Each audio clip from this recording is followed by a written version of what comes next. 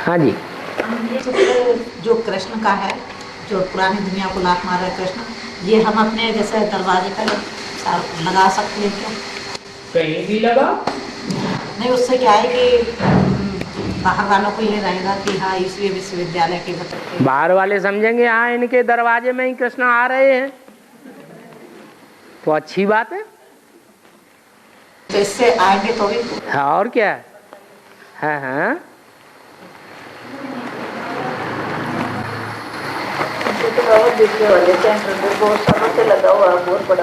अब तो लगाना ही बंद कर दिया क्योंकि समझा नहीं सकते हैं। और आजकल बाबा गीता खंड के जो बताते हैं पॉइंट, उसमें बड़ा जोर चल रहा है और मुरली पे कम है, और फिर भी वो पॉइंट कभी आ जाते हैं कभी नहीं जाते। दुनिया में इतने धर्म संप्रदाय भारत में खड़े हो गए, शाखाएं प्रशाखाएं खड़ी हो गई।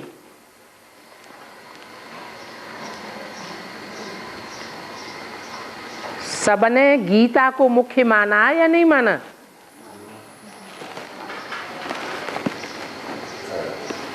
और यज्ञ में भी जब शुरुआत में सत्संग चला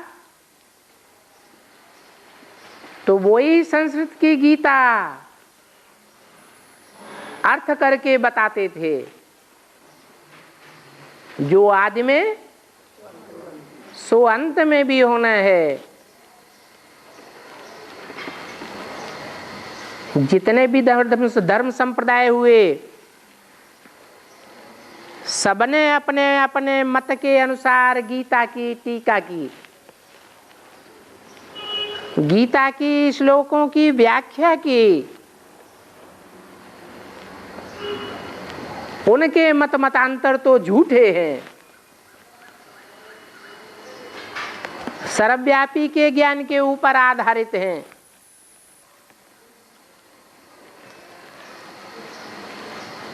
अथवा कोई कोई नहीं भी हैं, जैसे कि माध्वाचार्य।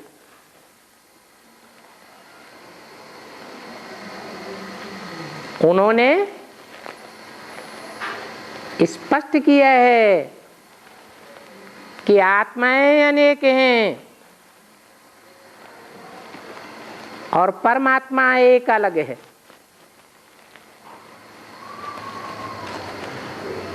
आत्मा सो परमात्मा नहीं हो सकती।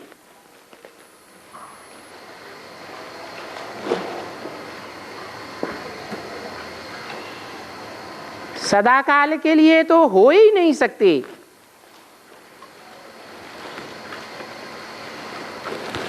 तो सबने अपने अपने तरीके से गीता की टीकाएं की,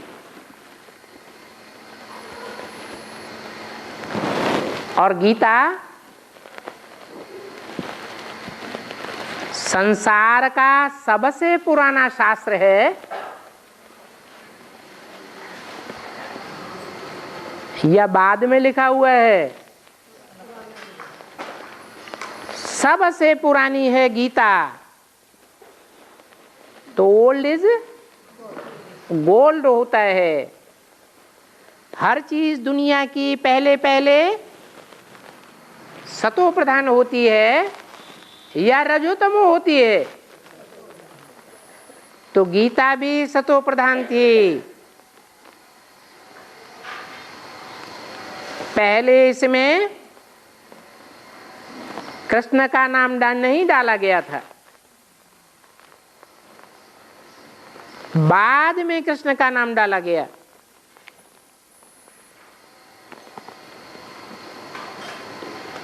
जैसे कि भगवान बाप जब आते हैं, 5000 वर्ष की जब शूटिंग होती है,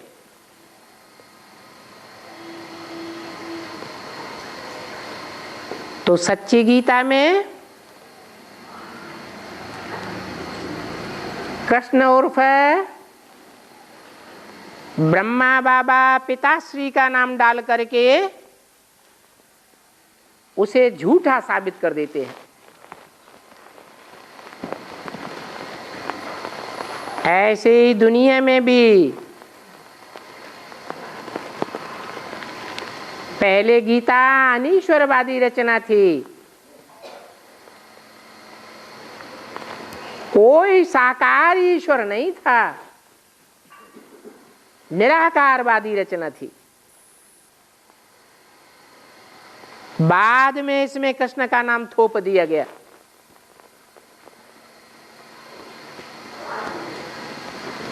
तो गीता ही झूठी हो गई, अर्थों का अनर्थ हो गया।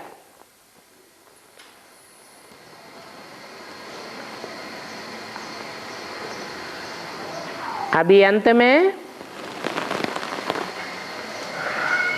दुनिया वाले भी तब मानेंगे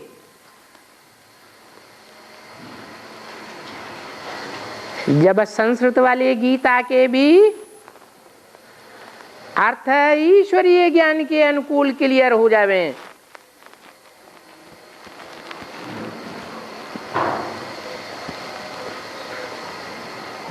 इसलिए ज्ञान यज्ञ के बाद और ज्ञान यज्ञ के आदि में भी गीता का बोलबाला होना जरूरी है। अंत में इसी बात पर विजय होगी कि गीता का भगवान कौन है और वो भगवान ही आकर के झूठी गीता को कैसे सच्ची गीता बनाते हैं। और ये जो खंड पॉइंट बोले जाते हैं ये हर जगह लागू तो नहीं होता। क्या सच्ची गीता खंड के पॉइंट है, गीता पासना हो जाते हैं तो सब जगह लागू है। सच्ची गीता खंड के पॉइंट हर जगह लागू नहीं होते। हाँ, गीता पासना में इसमें जाते हैं। वो तो गीता पाठशालाएं भी नंबरवार हैं, मिनी मधुबन भी नंबरवार हैं और पढ़ाई पढ़ने वाले स्टूडेंट भी नंबरवार हैं। एक जैसे कैसे हो सकते? बाबा आपका मुरली पे ज्यादा चिंतन मंथन करता था और ज्यादातर ये करता है गीता का कंजूस माना है तो उसको बात है फिर भी एक मिनट नहीं सुना पाते हैं, फिर भी एक पूरे नहीं सुना पाते थोड़ा एक्यूरेट क्या नहीं होता है। पूरा जैसे शब्द है जैसे लिखा है ना तो बाबा की सुनत के अनुसार से उसमें बोल वैसे ही वही वर्ड बोल रहे हैं, वही जो शब्द उसमें लिखे हैं वही। जैसे एक शब्द इंग्लिश में रिस्पॉन्सिबल, हाँ कोई ये समझता तो हम जिम्मेवारी नहीं बोल सकते उसको, रिस्पॉन्सिबल बोलेंगे। तो धीरे धीरे होता है कि एकदम हो जाता है, बात तो अभी प्रैक्टिस करते करते ही होगा। तब तो रखी हुई थी ऐसे ही पढ़ते थे। क्योंकि ये संस्कृत तो ऐसी भाषा है जो दुनिया में कहीं भी प्रैक्टिकली नहीं बोली जाती। ये मरी हुई भाषा है।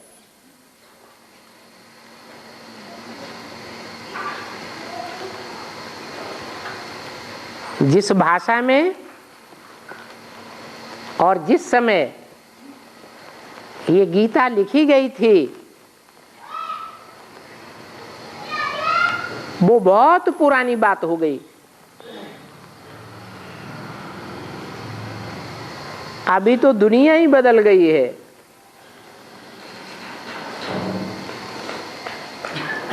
तो एडजस्ट होने में टाइम लगेगा।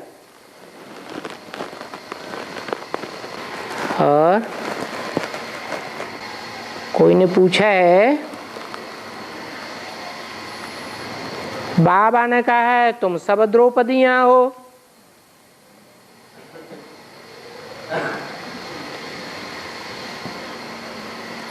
नंबरवार हो कि एक जैसी हो?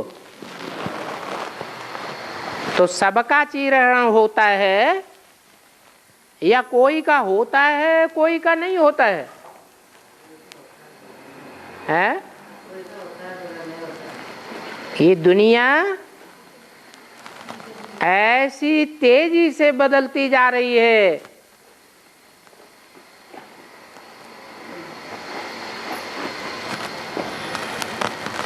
कि जिस दुनिया में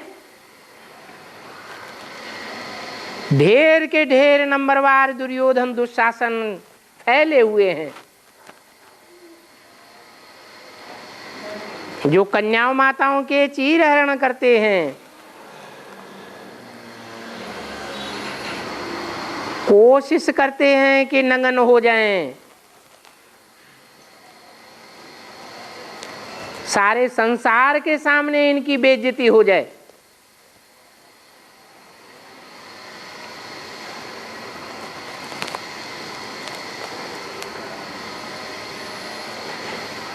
ऐसा जब होता है तो इतनी अति हो जाती है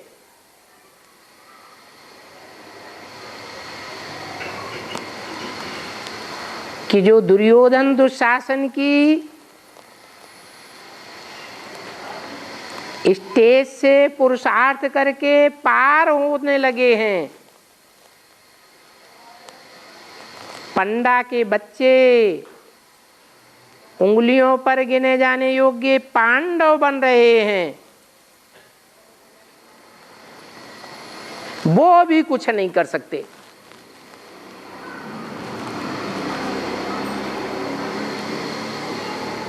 ये साधु सन्यासी महात्माएं सब चुप्पी साध लेते हैं।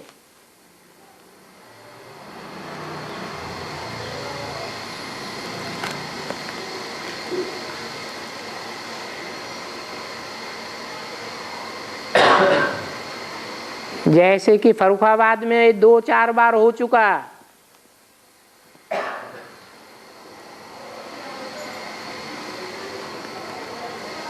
भ्रष्टाचारी गवर्नमेंट के भ्रष्टाचारी ऑफिसरों ने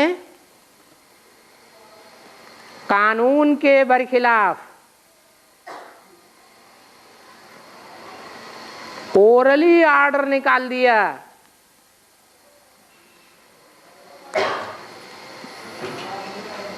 कि इन कन्याओं का मेडिकल किया जाए।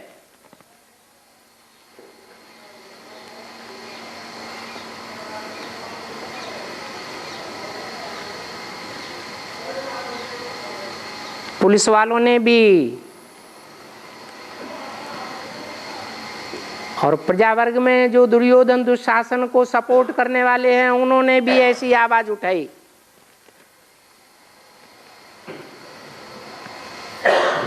कि हाँ, मेडिकल किया जाए।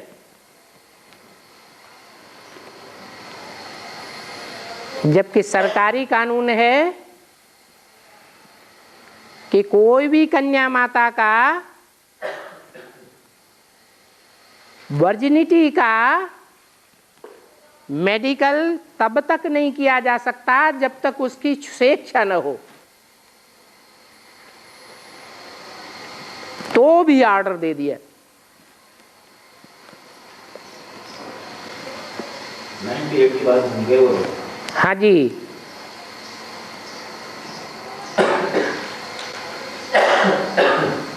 हॉस्पिटल में ले जाया गया जबरियन।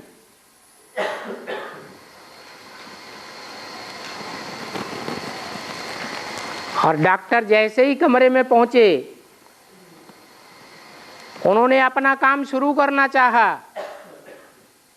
और उन कन्याओं में इतनी जोर से कोई सोल का प्रवेश हुआ, जोर से चिल्लाई, पूरा हॉस्पिटल दहलने लगा और वो डॉक्टर छोड़ के भाग गए।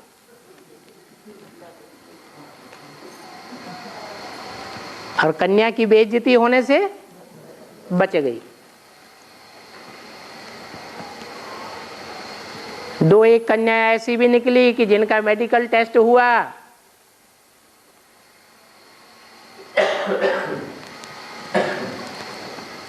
और रिजल्ट में कुछ भी नहीं मिला।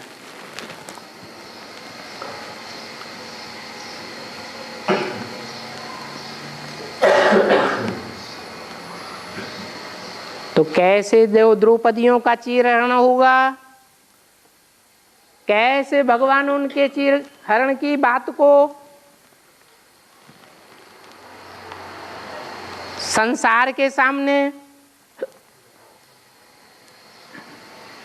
उनकी लज्जा को बचाएगा।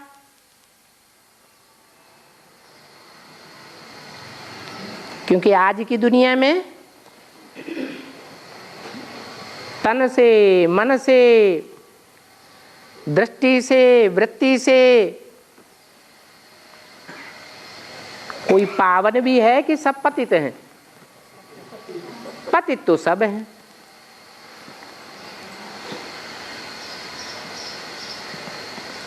कोई की छुप जाती है, कोई की प्रत्यक्ष हो जाती है।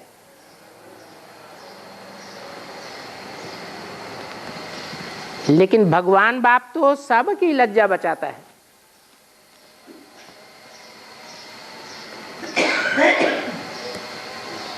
भगवान बाप सबका सुखदाई है।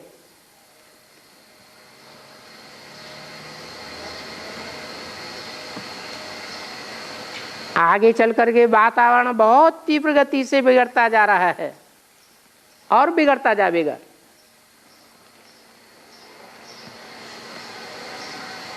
मनुष्य पूरे बंधनों में सल हो जाएंगे।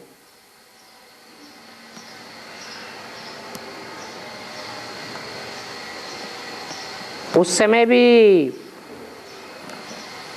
भारत की कन्याएं माताएं अपनी स्टेज पर दृढ़ रहेंगी और भगवान बाप उनको सहयोग देगा।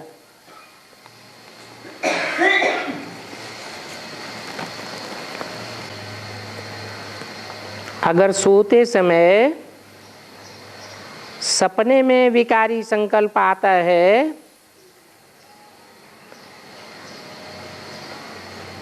और नींद खुलती है तो मन ग्लानि से भर जाता है।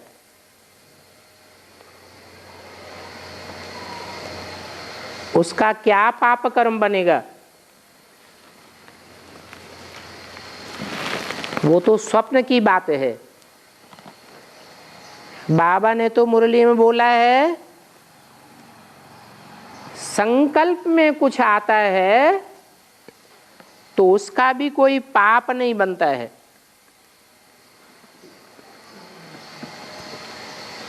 ये स्वप्न और संकल्प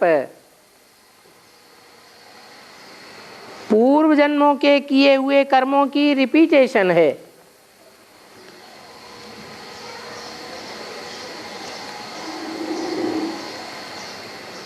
संकल्पों से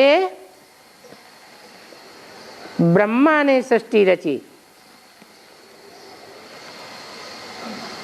तो शूटिंग पीरियड में ये संकल्पों से सिर्फ शूटिंग मात्र होती है, रिहर्सल होती है।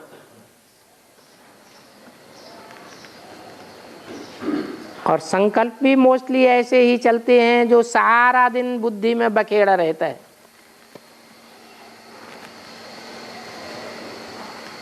कोई कोई स्वप्नों का कनेक्शन पूर्व जन्म से होता है, इसलिए भी स्वप्न आते हैं।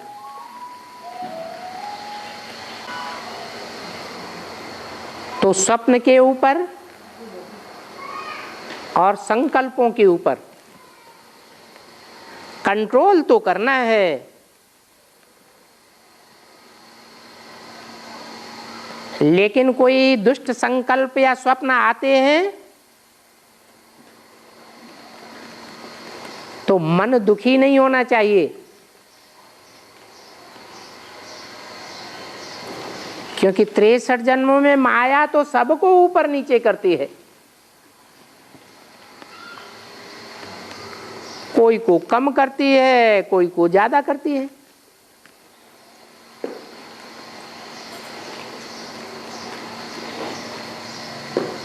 माया तो अष्टमूर्तियों को, अष्टदेवों को भी नहीं छोड़ती।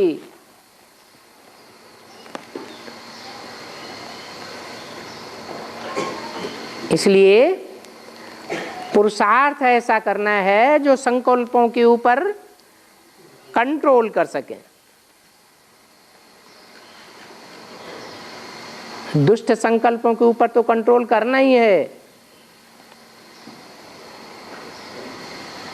लेकिन निसंकल्पी बनना ये हमारा लक्ष्य होना चाहिए। अच्छा या बुरा कोई भी प्रकार का संकल्प ना आवे, एकदम आत्मा ज्योति बिंदु अपने को महसूस करे। प्रैक्टिस की बात है।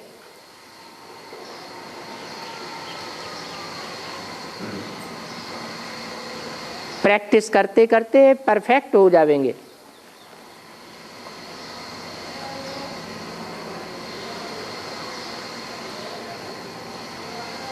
जो निराकारी स्टेज बनाने में पूरे परफेक्ट हो जाएंगे, वो कोई सजा नहीं खावेंगे, बाकी को नंबरवार सजा खानी पड़ेगी।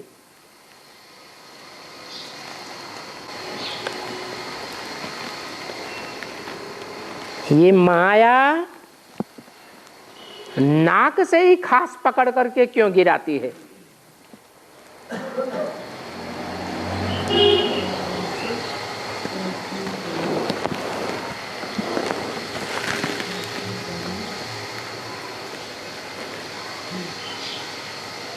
नाक का काम क्या होता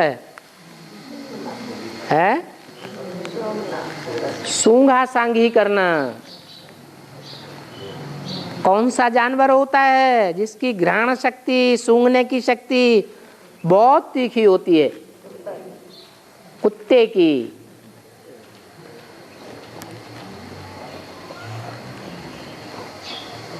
कौन से धर्म के लोग हैं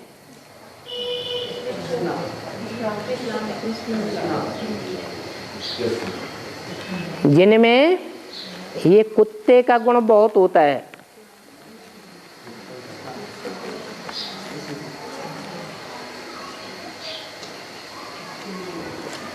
सूंघने मात्र से जान वातावरण को कैच कर लेते हैं।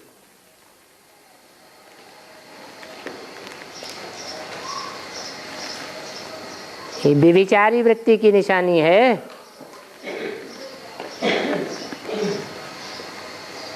कहते हैं पांडवों के साथ भी कुत्ता गया।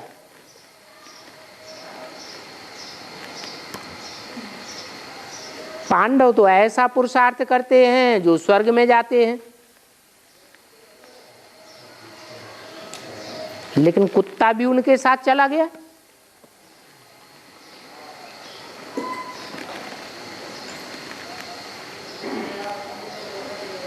तो नरक की दुनिया बन गई।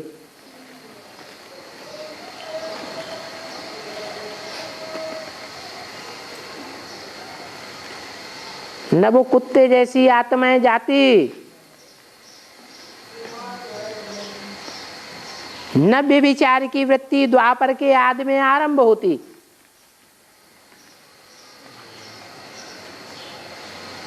क्योंकि जो जास्ती व्यभिचारी बनते हैं वो ही द्वापर के आदि से इब्राहिम और उनके फॉलोअर्स के अधीन बन जाते हैं।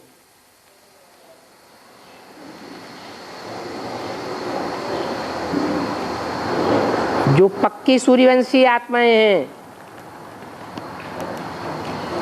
उनमें इस्लाम धर्म की आत्माएं प्रवेश नहीं कर सकती।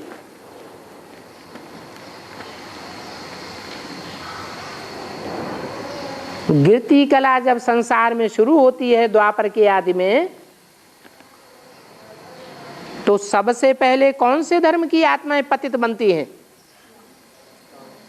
है इस्लाम धर्म की। क्यों पतित बनती है?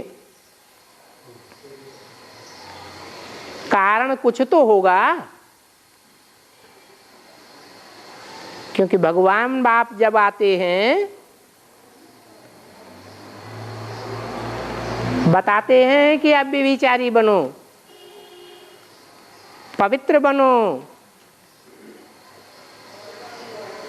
तो वो आत्माएं जो इस्लाम धर्म में 63 जन्म कन्वर्ट हुई थी, वो अपने को पूरा व्यभिचारी नहीं बना पाती। बल कर्मेंद्रियों से अब व्यभिचारी बन भी जाएं, लेकिन दृष्टि से व्यभिचारी बन जाती है। जब दृष्टि से व्यभिचारी बनती है तो वृत्ति भी व्यभिचारी रहती।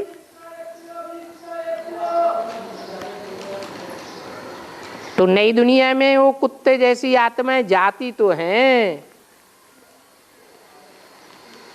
परंतु 16 कला संपूर्ण बन करके जाती हैं या कमजोर आत्माएं बन के जाती हैं।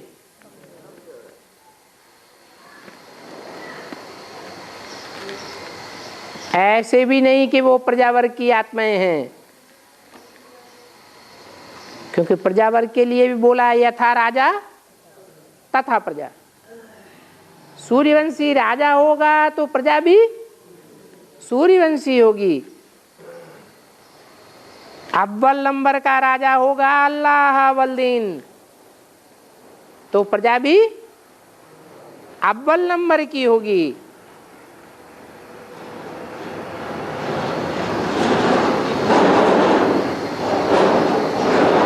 तो चाहे राजवर्ग की आत्माएं हो, चाहे प्रजावर्ग की आत्माएं हो, दोनों ही प्रकार की आत्माएं उस धर्म में कन्वर्ट होने वाली बन जाती है।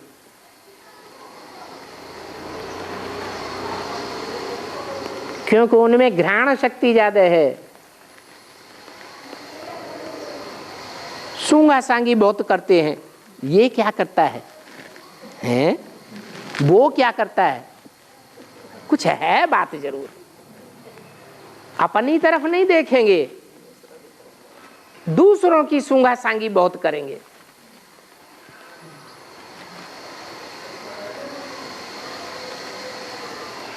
और बाबा पांडु के साथ कुत्ता क्यों गया था? इसीलिए कि कुत्ता अगर न जाता तो नई दुनिया पुरानी दुनिया ही नहीं बनती, फिर तो ड्रामा ही पूरा नहीं होता।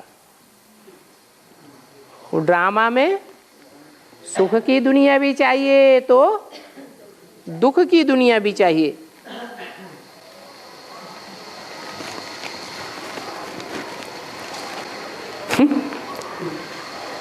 वैष्णवी आ जाएगी तो पुरुषार्थ संपन्न हो जाएगा। तो वैष्णवी कब आवेगी?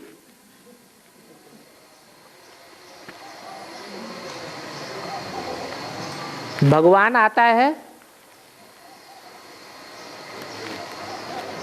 तो क्या कहा जाएगा, कब आवेगा? जब अपनी आत्मा को पहचान हो जाए तभी आवेगा। तो पहचान सबको एक साथ होती है कि नंबरवार आगे पीछे होती है? ऐसे ही वैष्णवी की बात है। कब आवेगी? सबको एक साथ पता चलेगा या नंबरवार पता चलेगा? नंबरवार पता चलेगा। और रही पुरुषार्थ संपन्न होने की बात, सो तो जो जितने कनेक्शन में आता है, जितना नजदीक होता है, उतना संग का रंग लगता है। कनेक्शन में ही नहीं आवेगा तो संग का रंग भी नहीं लगेगा। जितना कनेक्शन में आवेगा उतना संग का रंग लगेगा, और जितना संग का रंग लगेगा उतना पुरुषार्थ भी संपन्न होगा। क्योंकि विष्णु देवी त्रिमूर्ति की वो तीसरी मूर्ति है।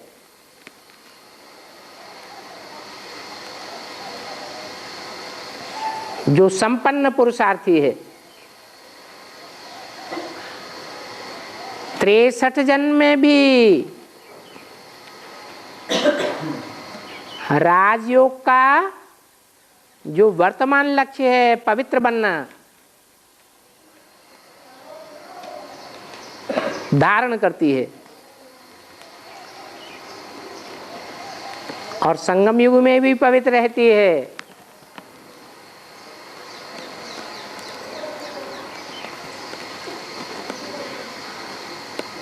अपवित्र बनने वाले राजाएं लंबे समय तक ईश्वरीय ज्ञान लेते हैं तो भी पवित्र नहीं बन पाते।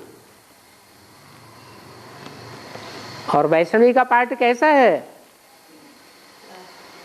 अंत में आवेगी, एडवांस ज्ञान अंत में लेवेगी कि पहले ही लेती है, हैं?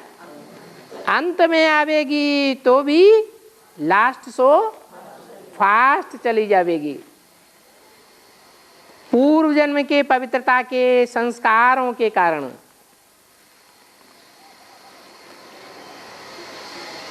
तो उसके जैसे जैसे जो जो आत्माएं नजदीक आती जाएंगी उनमें भी वही संस्कार भरेंगे। निश्चय बुद्धि आत्मा जो होगी उसकी क्या निशानी? निश्चय बुद्धि विजयते।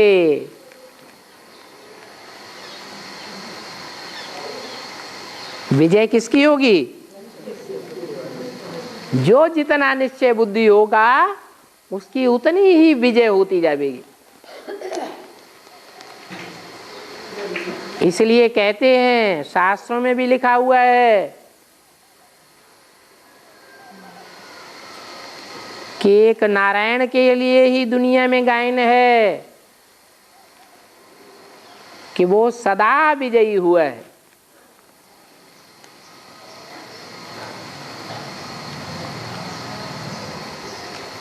और आत्माओं के लिए ये बात लागू नहीं होती है, क्योंकि सब पुरुषार्थियों को निश्चय और अनिश्चय का चक्र चलता ही रहता है।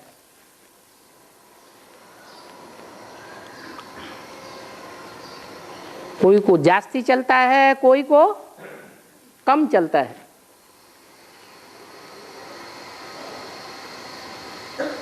भगवान बाप जिसमें मुकर्रर रूप से प्रवेश करते हैं वो आत्मा कभी भी अनिश्चय बुद्धि नहीं बनती है। इसलिए ये गायन है, निश्चय बुद्धि विजयते।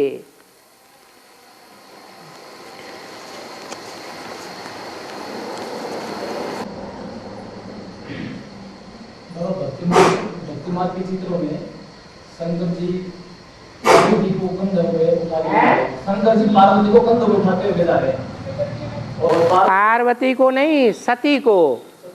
हाँ, तो सती बेहोश दिखा रखी है, होश में नहीं है। होश में नहीं है कि शरीर ही छोड़ चुकी? चित्र में ऐसा दिखा रहा है जैसे बेहोश है। हाँ, वो मुर्दा दिखाया है सती का या चैतन्य रूप दिखाया है? हाँ जी।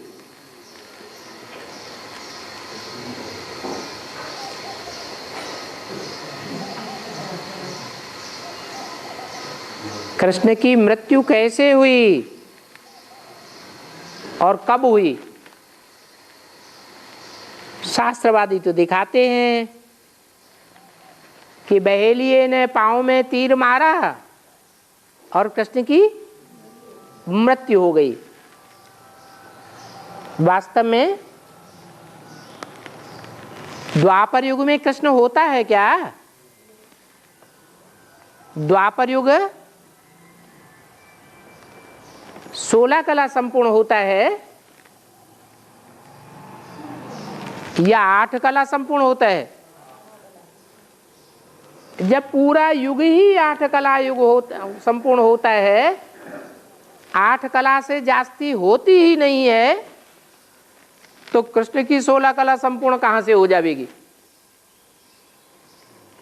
शास्त्रों में ही लिखा हुआ है, सतयुग है 16 कला संपूर्ण, त्रेता है 14 कला संपूर्ण, द्वापर है 8 कला संपूर्ण, और कलयुग में कलाहीनता हो जाती है। तो बाबा कृष्ण को 16 कला संपूर्ण क्यों बताया जा रहा है? ये सतयुग के कृष्ण की बात है या द्वापर युग के कृष्ण की बात है? द्वापर युग में तो कृष्ण होता ही नहीं।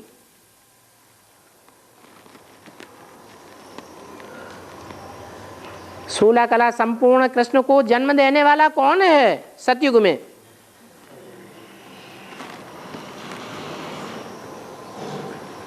जो नर से डायरेक्ट नारायण बनता है, वो ही 16 कला संपूर्ण कृष्ण को जन्म देता है। वो देवता है जो कलाओं में बंधा हुआ है, वो भगवान नहीं है। गीता और भागवत ने कृष्ण को भगवान बताई दिए।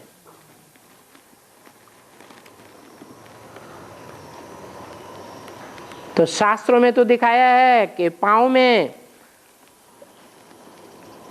बहेलिए का तीर लगने से मृत्यु हो गई, लेकिन असली बात क्या है? असली बातें तो संगम युग की है ना, जो शास्त्रों में यादगार रूप में दिखाई गई है। ये संगम युग की बात है। बेसिक नॉलेज में चलते चलते कृष्ण की आत्मा जब द्वापर युग की शूटिंग के अंत में पहुंचती है, द्वैतवादी युग शुरू होता है। ब्राह्मणों की दुनिया में राज्य सत्ता, धर्म सत्ता अलग अलग जोनल इंचार्जेस के हाथ में चली जाती है। तब कृष्ण वाली आत्मा का जो अंतिम जन्म है, दादा लेख राज ब्रह्मा, उसके बुद्ध रूपी पांव में कोई पाप कमाने वाला बहेलिया है, जो ऐसी बात का तीर मारता है जो उनका हार्ट फेल हो जाता है और मृत्यु हो जाती है।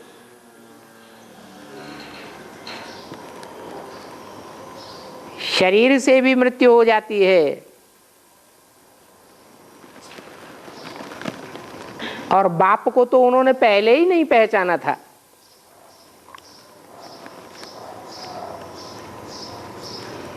ऐसे नहीं कि ईश्वरीय ज्ञान यज्ञ में बाप था ही नहीं, बाप तो प्रैक्टिकल में था, लेकिन कृष्ण की आत्मा बाप को नहीं पहचान पाती।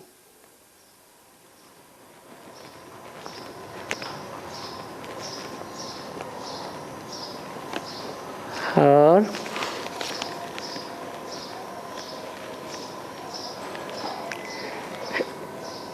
क्लास करने तो जाती हूँ, महीने में 1 या 2 बार जाती जरूर हूँ। वार्तालाप में सुनाया गया कि जिन्होंने भट्टी नहीं की है उनसे बाबा नहीं मिलेंगे, तो बांधेली माताओं को कैसे मिलेंगे? उनको तो मिलने की परमिशन ही, भट्टी करने की परमिशन ही नहीं मिलती।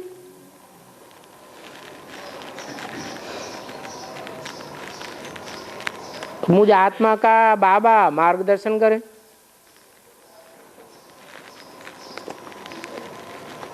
जिन बांधेली माताओं को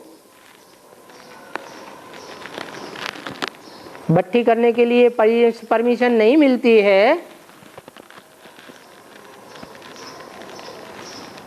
फिर भी अगर 1 साल तक लगातार उनका रेगुलर क्लास करने का प्रूफ मिलता है तो 1 साल के बाद उनको बाबा से मिलने की परमिशन दी जाएगी। पता तो लगे कि निश्चय बुद्धि है या नहीं है।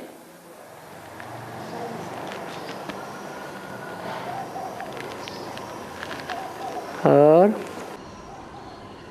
लेकिन कुछ माताएं तो ऐसी मांगी है कि जो महीने भर में मुश्किल से आ पाती है, महीने भर में भी क्लास नहीं कर सकती तो उसका तो रोज मुरली सुनने का तो प्रूफ मिलना चाहिए।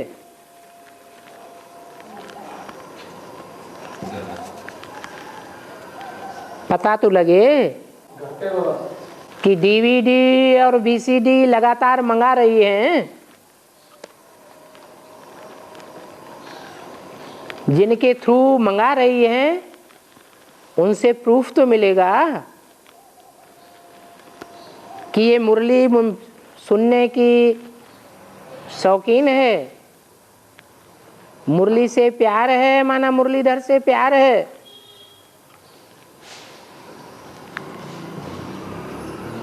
कोई तो प्रूफ होना चाहिए।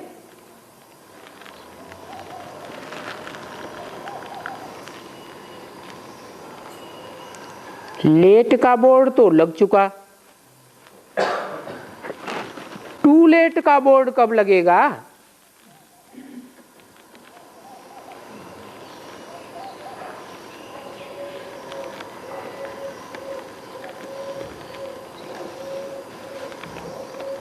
जब पास विद ऑनर होने वाली 8 आत्माएं भी प्रत्यक्ष हो जाएंगी तो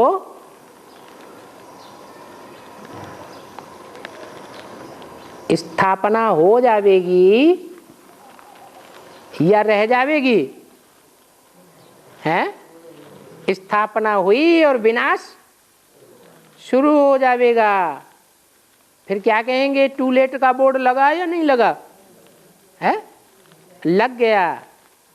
जब तक विनाश शुरू नहीं होता है तब तक शांति है, और शांति में पढ़ाई अच्छी हो सकती है। फिर जब टू लेट का बोर्ड लग जाएगा तो पढ़ाई उतनी अच्छी नहीं हो सकेगी, भगदड़ मच जाएगी।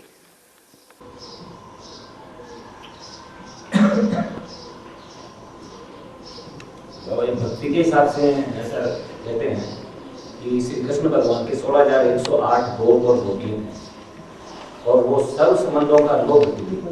वैसे सर्व संबंधों का अनुभूति होती थी उनको सबको। तो वैसे ही अभी ज्ञान मार्ग के हिसाब से भी जो संगम योगी श्री कृष्ण है उनकी भी 16,108 भोगियां बनती है। तो भोगियां तो बहुत प्रैक्टिकल में भी संकर में देती है और भोग के बिना नहीं ले पाते, तो इसमें क्या मन बुद्धि की बात है क्या है? फिर गोप नाम कैसे पड़ा? तो मन बुद्धि से प्रैक्टिकल में। मन बुद्धि से? अरे गोपियां हैं, उनका पुरुषार्थ गुप्त है, संबंध गुप्त है। तो जिन गोपों ने अपनी बहनें दी हुई हैं, कन्याएं दी हुई हैं, अपनी पत्नी को समर्पित किया है, उनका गुप्त संबंध है दुनिया वालों की नजर में, या प्रत्यक्ष संबंध है? गुप्त है। तन धन धाम सुहृद परिवारा,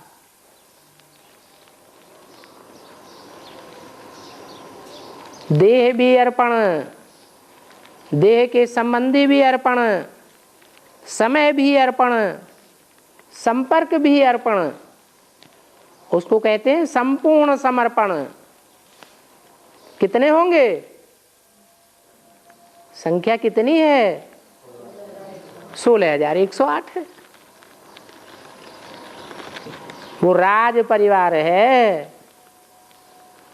जरूरी नहीं है कि वो राज परिवार के 16,108 सब महाराजा बन जाएंगे या महारानी बन जाएंगे या राजा रानी बन जाएंगे, नहीं, लेकिन प्रिंस प्रिंसेस जरूर बनेंगे। कम से कम एक जन्म में जरूर बनेंगे।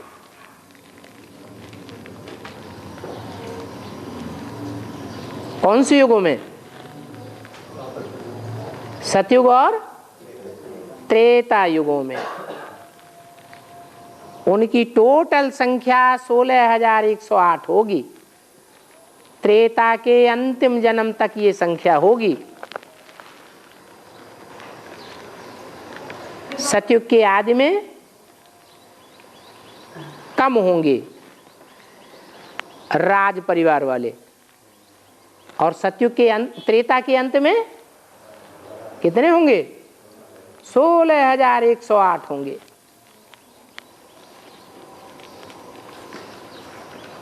उनमें अच्छे से अच्छे पुरुषार्थी भी होंगे और हल्के से हल्के पुरुषार्थी भी होंगे। जो हल्के होंगे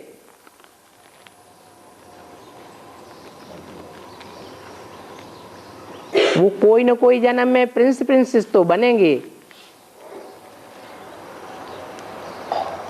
लेकिन ज्यादातर दास दासी बन पड़ेंगे।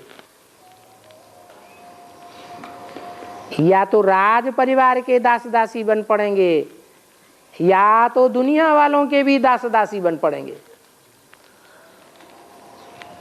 ऐसा कैसे होता है कि दुनिया को दिखाने के लिए समर्पित तो हुए,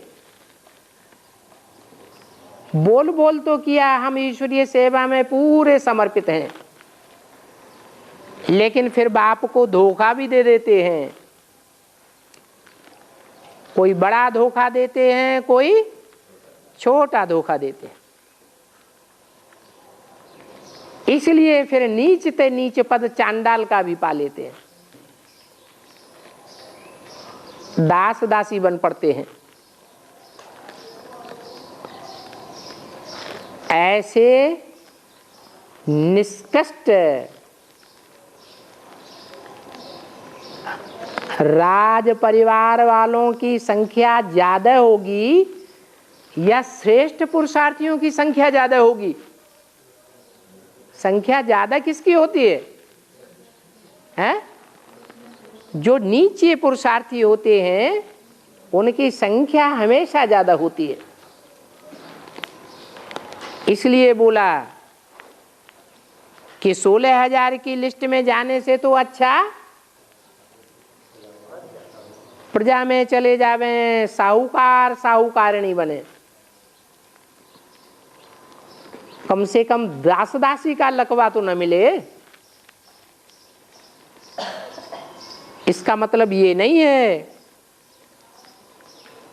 कि परमात्मा बाप आकर के जो लक्ष्य देते हैं राजयोग सिखा करके राजा रानी बनाने का, वो ग्रहण नहीं करना चाहिए। ग्रहण करने योग्य ही नहीं है या नहीं? ग्रहण करना चाहिए या नहीं करना चाहिए? भगवान बाप आकर के देन देते हैं, वो देन स्वीकार करनी चाहिए या नहीं करनी चाहिए? स्वीकार करनी चाहिए। परंतु क्या?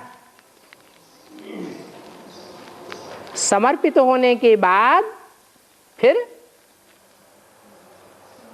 डाइवोर्स नहीं देना है, फारकती नहीं देना है। और ऐसा लगता है कि कलयुग के अंत में भी बहुत ऐसे राजघराने जो हैं, तो जो अभी कलयुग के अंत में भी सब अपने अपने स्टेटों में जो राजे हैं महाराजाएं भी हैं, तो इन्होंने भी इसका मतलब कुछ निष्कृष्ट ऐसा पुरुषार्थ किया होगा जो इनको कलयुग के अंत में ये कुछ रजेगी। तो ये भी क्या रजाई शुरू से चलती आ रही है या अभी एंड में मिली है? सतयुग त्रेता में जो रिजल्ट आता है वो ही रिपीटेशन द्वापर कलयुग में भी होता है।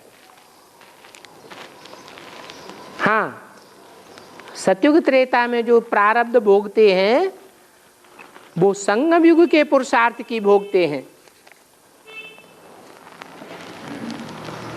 और द्वापर कलयुग में एक जन्म पुरुषार्थ करते हैं और अगले जन्मों में भोगते रहते हैं। क्योंकि ये लोग सुनना ही नहीं चाहते, ज्ञान ही नहीं सुनते, इसलिए ऐसी बात होती है।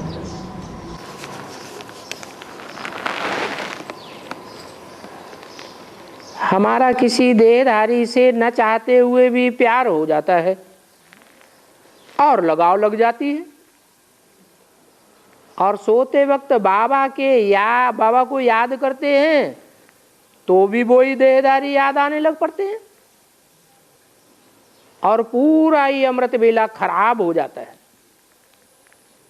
तो क्या करना चाहिए? अगर कोई याद आता है तो क्यों याद आता है? कौन याद आता है?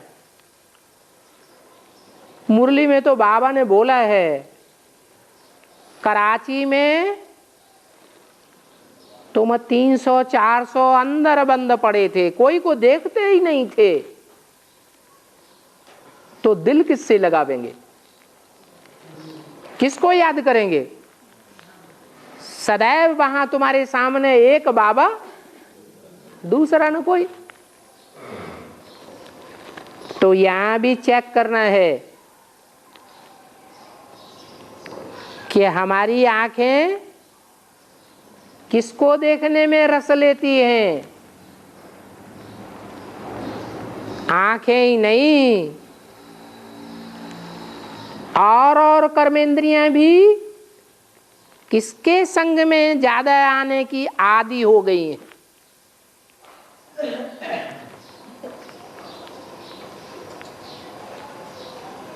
चेकिंग हो जाए तो फिर चेंज करना है।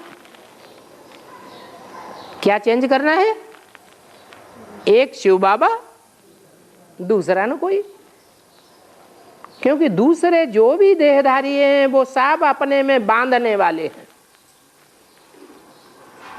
मन को भी बांध लेते हैं और तन की कर्मेंद्रियों को भी बांध लेते हैं, फिर धन भी बंध जाता है, समय भी बंध जाता है,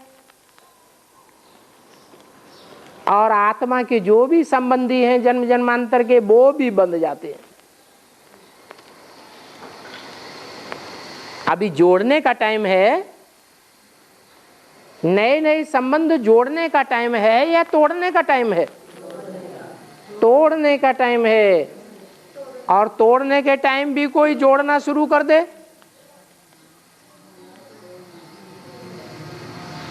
और वो भी संगम युग में, जबकि हमने बाप को पहचाना है,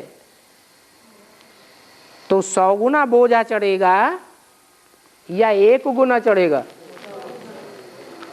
तो 100 गुनी याद आएगी, 100 गुनी याद देहधारी की बढ़ जाएगी या घटेगी? है? और ही देहधारी की जास्ती याद आने लग पड़ेगी।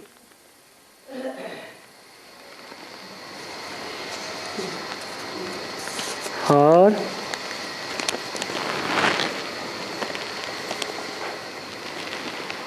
एक दूसरे को जो टच करने की आदत वाले होते हैं, अथवा जानबूझ करके भी एक दूसरे को टच करते हैं, वो बाबा के दिल पर चढ़ नहीं सकते।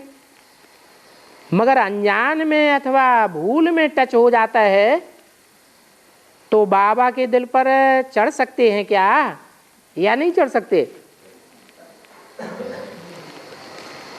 अनजान में जो टचिंग होती है, जैसे बस में जाते हैं, ट्रेन में जाते हैं, या कहीं भीड़ भाड़ में मार्केट में जा रहे हैं,